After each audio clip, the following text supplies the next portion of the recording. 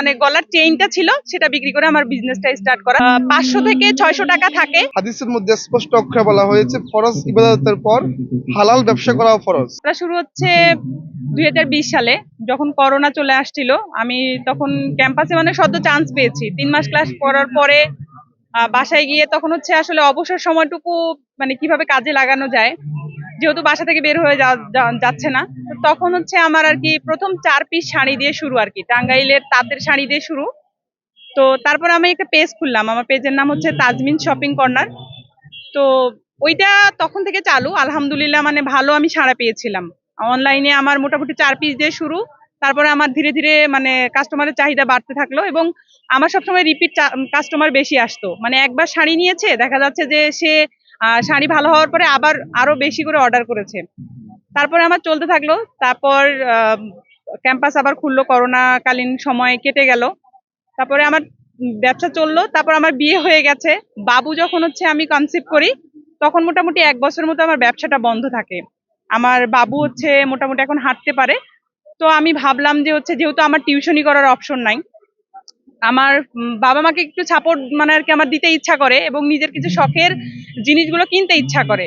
তো সেই জায়গা থেকেই মূলত হচ্ছে আমার মানে আবার নতুন করে শুরু করা। এবং হচ্ছে আমার আসলে চাকরি করার সেরকম মন মানসিকতা নেই, যে চাকরি পিছনে দৌড়ানোর যে পরিশ্রমটুকু সেটা আসলে আমার দেবার মতো সময় হয় না। কারণ বাচ্চা সামলানো, ক্লাস করা, বিভিন্ন সংগঠনে সময় দেওয়া, সেভাবে সময় হয়ে ওঠে না। এবং আমার বিজনেসটা ছোটবেলা থেকেই ভালো লাগে।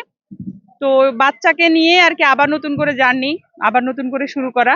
তো ওই পর্যন্ত চলছে, আলহামদুলিল্লাহ আমি ভালো সাড়া পেয়েছি। এবং ক্যাম্পাসের আপুরা বেশিরভাগ হচ্ছে সবাই আমার রিপিট কাস্টমার। দেখা যাচ্ছে একবার নিয়ে গেলে আবার পরবর্তীতে আসে। এবং আমি আশা রাখি যে সামনে ইনশাল্লাহ এটাকে আরো মানে বড় করব, এবং ইচ্ছা আছে যে নিজেই প্রোডাক্ট উৎপাদন করার চেষ্টা করব, এবং নিজে প্রোডাক্ট উৎপাদন করে নিজে সাপ্লায়ার হওয়ার চেষ্টা করব আর কি। আমার সেই লক্ষ্যে আর কি আগানো। তো দেখা যাক কতটুকু কি হয় আর কি। মানে গলার চেইনটা ছিল সেটা বিক্রি করে আমার বিজনেসটা স্টার্ট করা। তো সবাই সাপোর্ট দিয়েছিল, যেহেতু আমার আর্থিক সাপোর্টটা ওইভাবে এখন 25,000 30,000 টাকার মতো যেহেতু আমার ফ্যামিলি দেওয়ার এবিলিটি নেই। তো যেহেতু আমি মৌরানার ওই চেনটা বিক্রি করে আর কি আমার বিজনেসটা স্টার্ট করেছে, এবং আলহামদুলিল্লাহ আমার মোটামুটি দৈনিক 500 থেকে 600 টাকা থাকে। তো এভাবে আর কি আমার বিজনেসটা চলছে। ইনশাল্লাহ সামনে আরো ভালো আমি আর কি আশা রাখছি আর কি। প্রথমে শুরু করতে চাই যে আমিও একজন উদ্যোক্তা, আমিও একজন ছোটখাটো উদ্যোক্তা, আমিও অনেক ব্যবসা করছি আলহামদুলিল্লাহ অনলাইন ভিত্তিক। আর আপু তো অনলাইনও করছে এবং অফলাইনও করছে, সেটা অনেক ভালো আলহামদুলিল্লাহ। তা আপনি প্রশ্ন করছেন যে ইসলামের দৃষ্টিতে এটা কেমন দেখা যাচ্ছে। আমি মনে করি ইসলামের দৃষ্টিতে একজন বোন এগিয়ে এসেছে, তিনি সম্পূর্ণ পর্দা মেনটেন করে ব্যবসা করছে, এটা আমার কাছে খুব ভালো লাগছে। তিনি নিজেকে সাপোর্ট দিচ্ছে, পরিবারকে সাপোর্ট দিচ্ছে, এবং বিশেষ করে আমাদের ইসলাম বিশ্ববিদ্যালয়ের শিক্ষার্থীরা অনেক উপকৃত হচ্ছে। স্বল্প দামে ওনার থেকে যে কোনো কাপড় নিচ্ছে। এই দৃষ্টিকোণ থেকে আমি মনে করি আপুর এই উদ্যোগটা অনেক ভালো। এবং আমি মনে করি অধিকাংশ মেয়েরাই কিন্তু, আমাদের বোনরা কিন্তু অন্যের উপর নির্ভরশীল থাকে, বিশেষ করে পরিবারের উপর। আর অনেকের পরিবার মধ্যবিত্ত, খুব কষ্ট হচ্ছে, অনেক বোন থাকে বাহিরে, মেসে থাকে, হলে থাকে, অনেক কষ্ট করে জীবন যাপন করছে।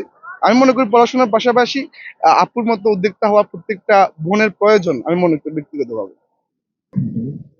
এবং বিশেষ করে আরেকটা বিষয় বলতে চাই যে আম্মাজান হযরত খাদিজা রাদিয়াল্লাহু তাআলা আনহা, তিনিও একজন ব্যবসায়ী ছিলেন, এবং রাসূল কারীম সাল্লাল্লাহু আলাইহি সাল্লাম সে আম্মাজান খাদিজার ব্যবসা পরিচালনা করছেন। তো ইসলামের দৃষ্টিতে আরো অনেক মহিষী নারী, সম্মানিত মারা, তারাও ব্যবসায়িক ছিলেন।